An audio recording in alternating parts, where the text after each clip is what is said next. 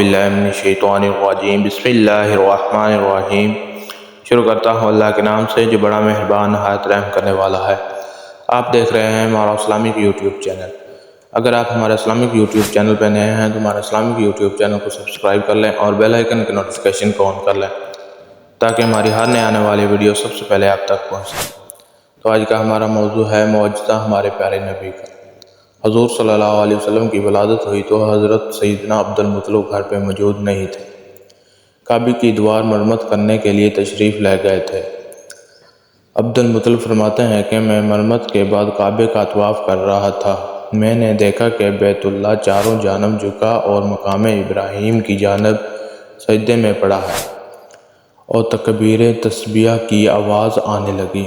تھوڑی دیر بعد کعبہ دیواروں پر کھڑا ہو گیا اور جوف کعبہ نے ندا آئی، سب خوبیاں اللہ تعالیٰ کے لیے ہے جس نے مجھے محمد صلی اللہ علیہ وآلہ وسلم کے لیے مخصوص کر دیا۔ ارکان کعبہ پھر ایک وہ سرے کو مبارکباد دینے لگے۔ عبد المطلب فرماتے ہیں کہ میں باب الصفا سے نکل کر آمنہ کے گھر کی جانب روانہ ہوا تو میں نے کچھ فرشتے دیکھے جو کہہ رہے تھے قد جاءکم رسول اللہ۔ میں نے آنکھیں ملتے ہوئے کہا کہ یہ خواب ہے یا بیداری۔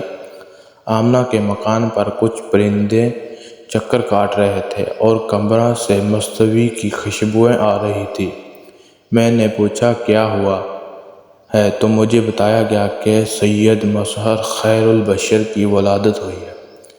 میں نے دروازے پر دستک دی تو آمنہ نے خود دروازہ کھولا۔ ان پر یہ نفاس کا کچھ اثر نہ تھا۔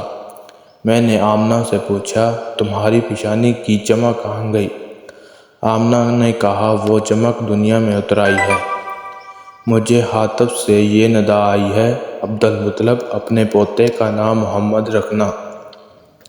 ان کا نام آسمانوں میں محمود ہے، زبور میں ہادی، انجیل میں احمد اور قرآن میں یاسین اور محمد ہے۔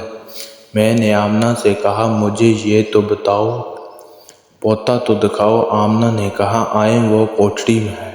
کوٹھری میں داخل ہوا تو ملائکہ زیارت کے لیے فوج در فوج اترتے تھے۔ تو کیسی لگی ہماری ویڈیو کمنٹس کر کے ضرور بتائیں۔